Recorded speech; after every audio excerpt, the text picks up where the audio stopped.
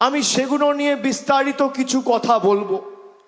2013 সালে এই ধূপগুড়িতে যেমন কলেজ তৈরি হয়েছে, অবিভক্ত ধূপগুড়ি ব্লকে হিন্দি কলেজ তৈরি হয়েছে, যা বর্তমানে বানারহাট ব্লকের অন্তর্গত। ধূপগুড়ি কৃষি নির্ভর এলাকা, এখানে কৃষক বাজার তৈরি হয়েছে। বানারহাট ব্লকে নতুন দমকল কেন্দ্র তৈরি হয়েছে। 2023 সালে প্রতিশ্রুতি মতো ধূপগুড়িকে সাব ডিভিশনে মহকুমা করা হয়েছে। ধূপগুড়ি মহকুমা হাসপাতালে একাধিক বিশেষজ্ঞ চিকিৎসক নিয়োগ করা হয়েছে। নতুন হাসপাতাল বিল্ডিং, যেটা আমি একটু আগে বললাম 5 তলার কাজ চলছে।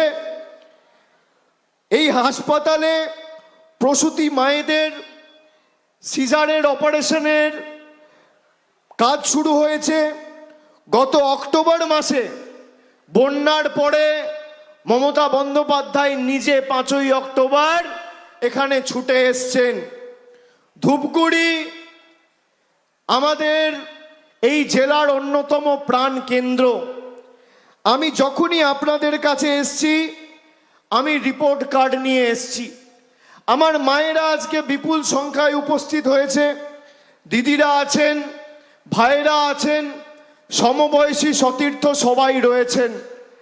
যে সংখ্যায় মানুষ আজকে এই সভাস্থলে উপস্থিত হয়েছে, খালি 23 তারিখ লাইনে দাঁড়িয়ে যদি ভোটটা দেয়, বিজেপির জমিদার আর বহিরাগতরা ভোকাট্টা হয়ে যাবে। যে সংখ্যায় মানুষ রাস্তায়, যত দূর চোখ যাচ্ছে তত দূর মানুষের মাথার মাথা।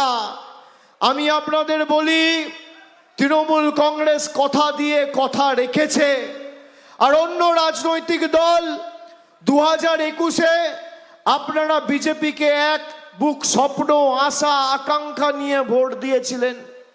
19-এ বিজেপির প্রতিনিধি এখান থেকে জিতেছিল।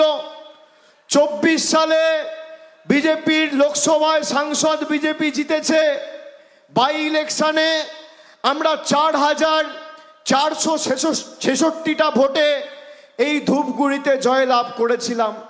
কিছু বিভ্রান্তিকর প্রচারের কারণে মানুষ বিভ্রান্ত হয়ে আবার 2024 সালে বিজেপিকে এখান থেকে জিতিয়েছে। প্রায় 6,372 ভোটে বিজেপির প্রার্থী জয়ন্ত বাবু এখান থেকে জয়লাভ করেছেন। 2 বছর হতে চলল বিজেপির কেন্দ্রের সরকার এই ধূপগুড়ির জন্য, কোন পরিবারের জন্য, কোন গ্রামে, কোন পঞ্চায়েতে 2টো পাকা রাস্তা করেছে, তার হিসেব যদি আপনি চান, এদের কাছে উত্তর নেই। এরা ধর্মকে হাতিয়ার করে, ঢাল করে রাজনীতি করে। আমি ধূপগুড়ি বিধানসভায় আমাদের মামাটি মানুষের সরকার কি কাজ করেছে তার বিস্তারিত বর্ণনা এবং পরিসংখ্যান আপনাদের সামনে আজকে তুলে ধরব। কিন্তু বিজেপির মোদি বাবুর সরকার 12 বছর ক্ষমতায় মানুষের জন্য কি করেছে? শূন্য, লবডঙ্কা। যারা এক বুক আশা আকাঙ্ক্ষা নিয়ে বিজেপিকে ভোট দিয়েছিল, 15 লক্ষ টাকা পেয়েছেন? উত্তর হচ্ছে না। বলেছিল বছরে 2 কোটি চাকরি দেব, পেয়েছেন? উত্তর হচ্ছে না। নোটবন্দি করে বলেছিল কালো টাকা ধ্বংস করব, মানুষ লাইনে দাঁড়িয়ে চোখের জল ফেলেছিল, কালো টাকা ধ্বংস হয়নি। যখন ইচ্ছা মানুষকে মর্জি মাফিক লাইনে দাঁড় করিয়ে দিচ্ছে। নোটবন্দির নামে লাইন, কোভিডের লকডাউনের নামে লাইন, এলপিজি গ্যাসের নামে লাইন, SIR এর নামে লাইন। আগামী 23 তারিখ শেষবারের মতো লাইনে দাঁড়িয়ে যারা মানুষকে লাইনে দাঁড় করিয়েছে, তাদের লাইনে দাঁড়িয়েই জবাবটা দিতে হবে। যারা মানুষকে বছরের পর বছর নিপীড়িত, বঞ্চিত, লাঞ্ছিত, অবহেলিত, অত্যাচারিত, শোষিত করে রেখেছে, তাদের রাজনৈতিকভাবে আগামী দিন দেউলিয়া করে অন্ধকার তাদের জীবনে টেনে আনতে হবে।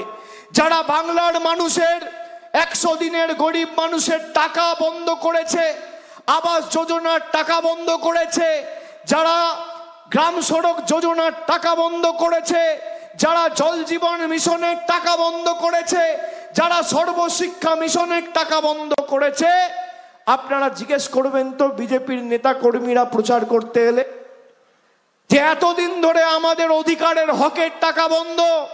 জয়ন্ত বাবু যদি দেখাতে পারে যে একটা চিঠি করে কেন্দ্র সরকারকে গত 10 বছরে বলেছে যে গরিব মানুষের অধিকারের টাকা ছেড়ে দেওয়া হোক, আমি রাজনীতি করব না, তৃণমূলের হয়ে ভোট চাইব না।